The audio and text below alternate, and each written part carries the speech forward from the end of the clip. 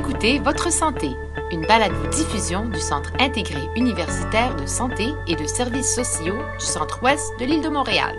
Bonjour et bienvenue à Votre santé. Je m'appelle Carl Thériault. Le 15 octobre est la journée mondiale du lavage des mains. C'est une occasion pour sensibiliser le grand public au fait que ce simple geste aide à prévenir la transmission de maladies et même à sauver des vies. Pour en savoir davantage sur cette question, je m'entretiens avec Adila Zahir. Madame Zahir est la chef de service en prévention et contrôle des infections au CIUS du Centre-Ouest de l'île de Montréal. Madame Zahir, quelle est l'importance de se laver les mains dans la vie de tous les jours? Écoutez, il a été démontré que l'hygiène des mains réduisait le nombre d'infections et la propagation de micro-organismes, que ce soit dans les hôpitaux, les écoles, les bureaux, la maison. En fait, selon les Instituts nationaux de la santé, l'Organisation mondiale de la santé, le centre CDC, qui est le centre de la prévention et contrôle des maladies infectieuses, il a été démontré par ces organismes-là que la meilleure stratégie pour lutter contre la propagation des microbes est de garder les mains propres. Alors, c'est crucial pour enrayer la transmission des maladies, peu importe. Quelles sont les maladies qui nous préoccupent le plus dans ce contexte-là? Dans ce contexte-là, et surtout, si vous voulez, dans les hôpitaux, c'est les maladies, en fait, c'est les infections qui sont résistantes à plusieurs antibiotiques, dans le fond. Si vous entendez parler des superbugs, c'est ça, dans le fond. C'est des micro-organismes qui ont pu développer beaucoup de la résistance à cause, dans le fond, du fait que ces bactéries-là ont été exposées pendant longtemps à des antibiotiques, donc à cause entre autres, qu'on abuse probablement de l'usage des antibiotiques. Si je vous ramène, Adila, dans la vie de tous les jours, est-ce que le savon est essentiel dans le processus de se laver les mains ou on peut faire sans savon? En fait, c'est les deux. Il existe deux méthodes, que ce soit le savon ou le lavage des mains grâce à une solution hydroalcoolisée. Les deux sont bons. Cependant, en fait, la technique aussi de l'hygiène des mains, c'est aussi important que la méthode. Mais entre les deux, le lavage des mains savon ou lavage des mains solution hydroalcoolisée, il y a des moments où il faut absolument utiliser le savon et de l'eau pour se laver les mains. Par exemple, lorsque vous, après avoir utilisé la salle de bain ou lorsque les mains sont visiblement souillées.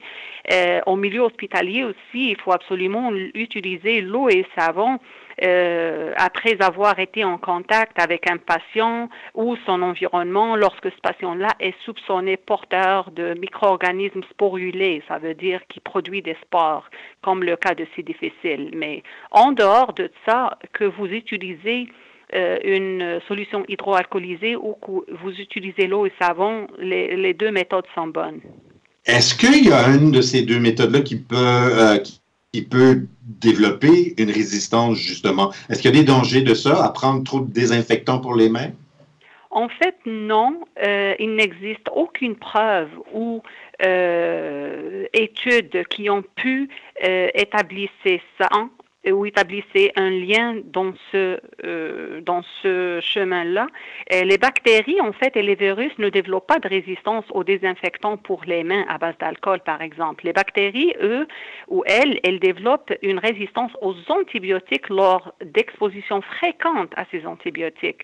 Cette surexposition encourage, en fait, les bactéries à évoluer de manière à se propager et c'est la surutilisation des antibiotiques qui contribue à la résistance et non l'utilisation de l'alcool. En fait, l'ingrédient actif de la plupart des désinfectants à base hydroalcoolique, c'est l'alcool éthylique.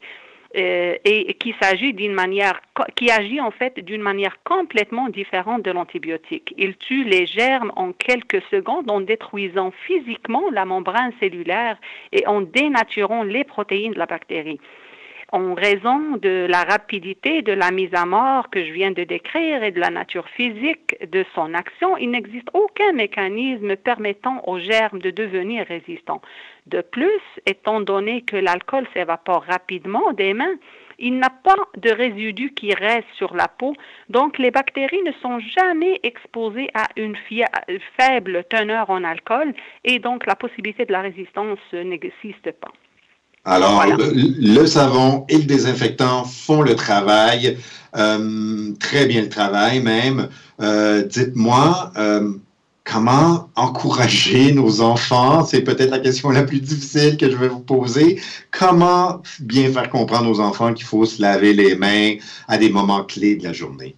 Ben, écoutez, d'abord, moi, je suis pas inquiète par rapport à la nouvelle génération, honnêtement, parce que on le voit, on est plus sensible à ça.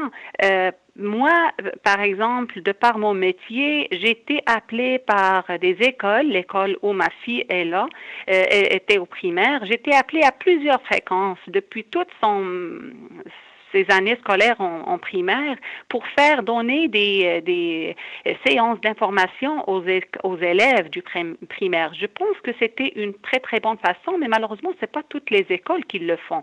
Donc, moi, j'encourage vraiment d'enrichir la courbe d'apprentissage des enfants en invitant des spécialistes pour animer des séances d'information dans les écoles primaires. Mais est-ce qu'il y a une résistance un peu au message qu'il faut se laver les mains? Ben d'abord, je pense pas que c'est de la résistance. Peut-être la résistance, si vous parlez de l'hôpital, parce que il y a le sentiment de je veux me protéger, moi je me protège, mais on oublie peut-être, j'ose pas trop parler là-dessus, mais peut-être on n'est pas trop conscient par rapport à je dois protéger quelqu'un d'autre. Mais résistance en tant que telle, c'est pas ça, c'est peut-être l'oubli, c'est peut-être beaucoup de choses à faire dans les hôpitaux, les infirmières ont beaucoup de tâches à faire. Je pense pas qu'ils le font de mauvaise foi. Ah non. C'est plusieurs facteurs qui contribuent.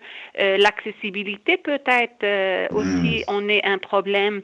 Donc, je dirais pas qu'il y a de la résistance, mais c'est plus l'oubli. Puis aussi, il y en a peut-être certains qui minimisent l'impact de ne pas se laver les mains et qui minimise que la transmission des micro-organismes peut avoir lieu si je me lave pas les mains. C'est ça, mais je pense pas qu'il y a de la résistance. C'est juste peut-être la sensibilité et la sensibilisation des travailleurs de la santé et de la population en général. Oui, voilà. Alors, peut-être justement parce que ça reste très abstrait, moi, je vois pas que mes mains sont pleines de bactéries. Alors, peut-être de passer le message qu'on peut faire du tort aux autres, ça serait une avenue à exploiter? Absolument, absolument. Écoutez, il est très difficile. On ne voit pas les bactéries, comme vous avez dit. On ne les voit pas. Et ils sont là, mais invisibles. Et il est très difficile de contrôler quelque chose qu'on ne voit pas. Alors, il faut vraiment le croire. Et il faut vraiment penser et croire qu'il y a des bactéries dans mes mains et qu'il y a des moments où je dois absolument pas rater avant de faire certaines tâches. Vous écoutiez Madame Adila Zahir, chef de service en prévention et contrôle des infections au CIUS du Centre-Ouest de l'île de Montréal. C'est tout pour cette semaine. Merci d'avoir été là. Pour écouter nos autres émissions, allez au balado.ciuscentreouest.ca balado.ciusscentre-ouest.ca. Si vous avez des suggestions de sujets à nous faire, écrivez-nous. Je m'appelle Carl Thériault. À la prochaine. Vous écoutiez Votre Santé, une balado-diffusion produite par le Service des communications du Centre intégré universitaire de santé et de services sociaux du Centre-Ouest de l'île de Montréal. Au plaisir de vous retrouver pour une autre édition de Votre Santé.